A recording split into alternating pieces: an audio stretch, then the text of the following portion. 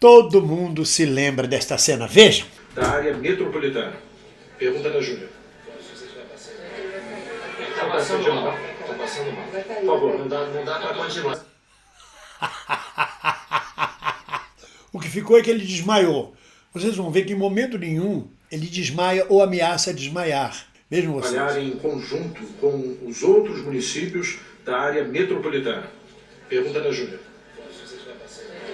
Ó, ele bambeia. Ele bambeia, mas ele não desmaia. Ele está passando. Ó. Por favor, não dá para continuar. A boca. Os assessores podem, por favor. Os assessores podem, por favor, retirar. A boca seca, a língua tentando buscar saliva, desequilibrado, não consegue se mover. São sintomas de descompensação e de queda de pressão. Por quê? Porque, minhas amigas, perdoem a coisa escatológica, mas ele se cagou todo.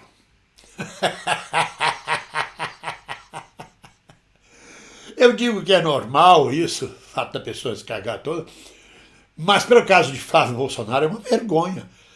Para ele e para a família toda, porque é um cagão. Se é fato que o 04, aquele que tem cara de lhama, o Jair Renan Júnior, não se dá bem com ele, até hoje o Jairzinho deve olhar para ele e falar assim, cagão, hein? Se cagou todo. Deve ser um motivo de pancadaria dentro da família até hoje, essa situação. E o mais engraçado é a pergunta da Jurema. A Jurema é uma entidade de Umbanda. É como se uma entidade fizesse uma pergunta a Flávio Bolsonaro. A presença da Jurema é tão forte nos encostos dele que ele começa a passar mal. Mas eu estava lá, eu estava na segunda fila, foi no Teatro Casagrande, no Rio de Janeiro. Eu estava sentado na segunda fila, bem de frente a ele, na mesma distância que eu estou, talvez, desta câmera. Estava muito perto, vendo de perto. Ele não passou mal por simplesmente passar mal. O que houve é que Flávio Bolsonaro se borrou dos pés à cabeça. E ele não conseguia falar porque ele não sabia, com todo respeito, embora tenha um lado cômico.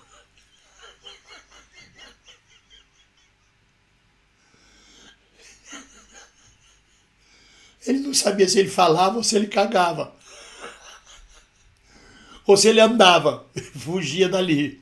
E ele ficou bambeando. Repara como ele bambeia, olha aqui, ó. Ó a língua, ó. Por favor, não dá para continuar. Tá passando mal. Os assessores podem, por favor. Por favor, retirar. Olha lá, ele não consegue se mover, ele tenta dar um passinho e tem medo da caca toda escorrer pelas pernas dele. Eu vi isto, eu soube disto, me foi dito pelos funcionários do próprio teatro à época. Como eu sou um homem de teatro, quando eu saí do palco, da plateia, fui lá atrás para ver o que era esse passeio, os funcionários me disseram, seu bem-vindo, ele se cagou todo. Estava nervoso, o primeiro encontro dele, esse machão todo, esse homem poderoso, todo forte, mas se cagou diante das circunstâncias. O pai estava do lado. Ele está aqui, do lado de cá, aqui, ó, na beirada era a escada lateral do palco, o pai estava lá atento. O pai estava atento. E eu vi tudo isso. Então não tem esse papo de que ele desmaiou. Mas o pior foi a atitude de Bolsonaro com Jandira Fegali. Jandira é médica, era a pessoa que estava ao lado dele, foi quem amparou segurando o braço dele. Era a obrigação dela, inclusive, como médica. Se tem uma pessoa passando mal, ela amparar e dar assistência. O Bolsonaro gritou lá da escada. Já naquele tempo era filho da puta. Já naquele tempo, muito antes da eleição, já demonstrava seu caráter raivoso, odioso, filho da puta mesmo, escroto. Assim que Jandira põe a mão nele para ajudar o filho dele, que estava lá se cagando, para ajudar o filho dele que estava lá se perdendo, olha aqui, o Bolsonaro estava nesse canto aqui, ó. Na hora que Jandira põe a mão no filho, ele grita, tira a mão do meu filho, sou comunista! Naquele momento não se tratava de uma questão ideológica, de ser comunista, de ser socialista, de ser de direita. Se tratava de uma questão humanista, de solidariedade humana. E aí o Flávio é retirado, faremos um breve intervalo. O breve intervalo é para o Flávio sair capengando, todo cagado, e ser retirado para trocar de roupa, para ir embora para casa, uma desgraça total. E a Jandira volta no segundo tempo, no segundo intervalo, para explicar o que tinha acontecido e começa a tomar uma vaia gigantesca. O mais curioso, quem está em casa, que não imagina, é que essa vaia não é espontânea. Cada candidato havia levado uma claque, sobretudo a direita, o MDB, o Novo, os partidos da época que concorreram à eleição prefeitura do Rio de Janeiro, mas levaram claque paga mesmo, paga, era R$5 para cada pessoa para agitar a bandeira, gritar, xingar o candidato adversário, inclusive do lado de fora do teatro. O candidato do MDB, quando saiu, foi hostilizadíssimo. O cara não tinha nada a ver com nada, não tinha nenhuma posição ideológica, não incomodaria ninguém. E sai gritando todo mundo em cima dele. Então as vaias contra a Jandira, vocês vão assistir agora, são vaias pré-fabricadas. E Jandira, como sempre, uma mulher valorosa, me emociona ver a força da Jandira. Recordar isso hoje para mim é muito importante. Eu estava no Rio de Janeiro, morava no Rio de Janeiro, estava na segunda fila do teatro, estava bem de cara para eles, estava lá o Crivella de cara para mim, aquela coalhada branca, estava tudo tranquilo e Jandira veio se explicar e tomou essa vaia. Vejam a reação do deputado. Sobre a questão que seria respondida pelo candidato Flávio Bolsonaro. A senhora tem 1 minuto num comentário. Mas eu não gostaria de terminar aqui essa resposta sem denunciar o que houve no intervalo. Eu fui atender Por favor, como médica, público que colabore, por favor. como médica. Estão vendo vocês? Aí começam as vaias. Elas não acontecem, elas não querem ouvir o que ela vai dizer.